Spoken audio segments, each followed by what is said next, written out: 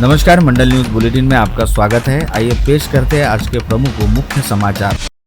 प्रशासक राज के दौरान तत्कालीन आयुक्त प्रवीण आष्टीकर के कार्यकाल दौरान अमरावती मनपा में हुए करोड़ों रुपए के भ्रष्टाचार मामले की न्यायिक जांच के लिए सेवानिवृत्त न्यायाधीश की अध्यक्षता में समिति का गठन करने का निर्णय आज मनपा की हुई आम सभा में सभी सदस्यों की सहमति से लिया गया। इस समिति में आयुक्त आष्टीकर के कार्यकाल के दौरान हुए विकास कार्यों का मूल्यांकन करने के लिए सेवानिवृत्त शासकीय अभियंता का भी समावेश करने का निर्णय लिया गया। जांच समिति द्वारा रिपोर्ट प्रस्तुत करने के बाद आगे की कार्रवाई करने का निर्णय सभा में लिया गया। अमरावती मनपा के इतिहास में पहली बार भ्रष्टाचार को लेकर इस तरह की जांच के निर्णय से हड़कंप मच गया। मनपा की आम सभा में विपक्ष के नेता विलास सिंगोले ने बताया कि प्रवीण आष्टीकर के प्रशासक राज में विकास योजना के तहत मनपा जिला नियोजन निधि, शासन निधि अंतर्गत करोड़ों रुपए का भ्रष्टाचार हुआ। जल संपदा विभाग के जियो टैग अध्यादेश को मनपा में लागू कर भारी भ्रष्टाचार किया गया। विपक्ष के नेता विलास सिंगोले का कहना था कि उस समय प्रशासक राज में 200 से 300 करोड़ रुपए का भ्रष्टाचार हुआ।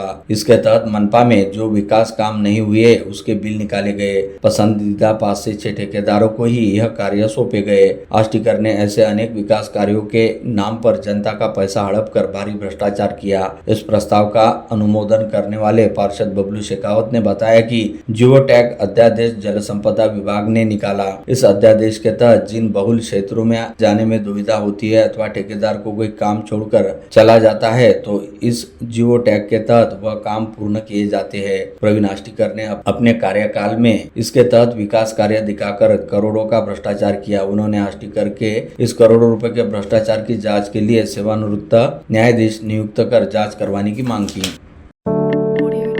मनपा के स्वीकृत सदस्य अनिल अग्रवाल ने प्रवीण आष्टीकर के भ्रष्टाचार के मुद्दे विस्तृत रूप से प्रस्तुत करते हुए सभागृह को बताया कि एक आयुक्त स्तर के अधिकारी के भ्रष्टाचार को लेकर मनपा के सभी सदस्यों को कार्रवाई के लिए लड़ना पड़ रहा है। 1 अप्रैल 2022 से 31 मार्च 2023 तक प्रवीण आष्टीकर का प्रशासक के रूप में कार्यकाल रहा। उन्होंने कार्यालय में मनपा और लोक निर्माण विभाग द्वारा उन्हें दी गई जानकारी के मुताबिक कुल 746 विकास कार्य हुए, जिसके मुताबिक हर प्रभाग में 1 वर्ष में प्रत्येक की 15 काम किए गए। इस तरह के विकास कार्य के तहत तो अमरावती नगरी को चमकना था। उन्होंने बताया कि लोक निर्माण के तहत तब कौन से काम हुए ये जानकारी मांगी गई थी। वह जानकारी उन्हें आज मिली है, लेकिन इसमें किसी भी ठेकेदार के नाम नहीं है। मनपा और लोक निर्माण विभाग द्वारा एक ही काम के 2 बिल निकाले गए। स्वीकृत सदस्य मिलिंद चिमोटे ने भी प्रशासक आष्टीकर के प्रशासक राज में अपने अधिकार का किस तरह से इस्तेमाल किया यह बताया। उन्होंने इस अवसर पर अधिकारियों को भी आड़े हाथों लिया और कहा कि सोची समझी साजिश और निविदा से खिलवाड़ कर आष्टीकर ने शहर को लूटा है। ऐसे अधिकारियों के खिलाफ कड़ी कार्रवाई होनी चाहिए। भाजपा के स्वीकृत पार्षद एडवोकेट प्रशांत देशपांडे ने आष्टीकर के भ्रष्टाचार के मुद्दे पर कहा कि यह अनियमितता सूझ के बाहर है और ऐसे भ्रष्टाचार को उजागर कर संबंधित पर कड़ी कार्रवाई होना यह हम सभी पार्षदों की जिम्मेदारी है। जियो टैग के काम शहर में करना और बिल निकालना यह काफी आश्चर्यजनक है। ऐसे भ्रष्टाचारी अधिकारी की जाँच के लिए सेवानिवृत्त न्यायाधीश और अभियंता को जाँच समिति में शामिल कर आवश्यक कदम उठाना चाहिए।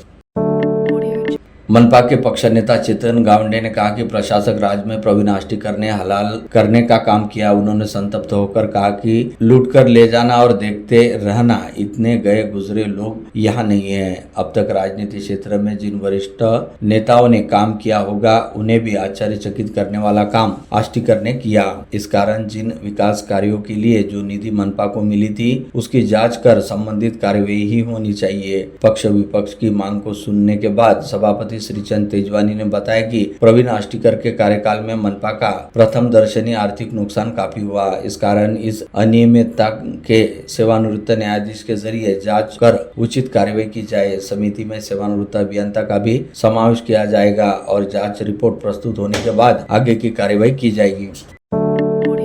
अमरावती शहर में व्याप्त कचरे व गंदगी की समस्या तथा मनपा की ओर से साफ सफाई हेतु बेहद आनन फानन में जारी किए गए एकल व संयुक्त ठेके की प्रक्रिया के साथ ही कोणार्क कंपनी को दिए गए ठेके जैसे तमाम बातों का अध्ययन करने हेतु 28 फरवरी की विशेष सभा में गठित स्वच्छता समिति द्वारा तैयार की गई रिपोर्ट और समिति की सिफारिश से विगत शुक्रवार 17 अप्रैल को ही मनपा प्रशासन के सुपुर्द कर दिया गया था, जिसे मनपा प्रशासन ने आज सोमवार 20 अप्रैल को हुई आम सभा में सभी के समक्ष रखा गया और पर समिति की रिपोर्ट पर सर्वदलीय पार्षदों द्वारा चर्चा की गई, जिसके उपरांत मनपा प्रशासन ने स्वच्छता समिति की सिफारिशें व रिपोर्ट को मंजूरी प्रदान करते हुए स्वीकार भी किया।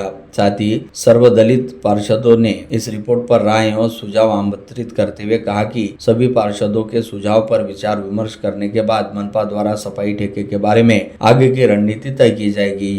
यह विशेष उल्लेखनीय कि सफाई ठेके को स्थायी समिति की केवल आधी मंजूरी प्राप्त रहने की जानकारी सामने आते ही मनपा के लगभग सभी पार्षदों ने सफाई ठेके की वैधता एवं पात्रता पर सवालिया निशान भी उपस्थित किए। इस विषय को लेकर बेहद गहमागहमी वाले वातावरण के बीच हुई चर्चा में सभी पार्षदों की भावनाओं को ध्यान में रखते हुए महापौर सृजन तेजवानी तथा मनपा आयुक्त वर्षा लड्डा ने यह रूलिंग दी कि इस रिपोर्ट पर मनपा के सभी सदस्यों से राय और सुझाव लिए जाएंगे, जिनके आधार पर आगे क्या करना है यह तय किया जाएगा।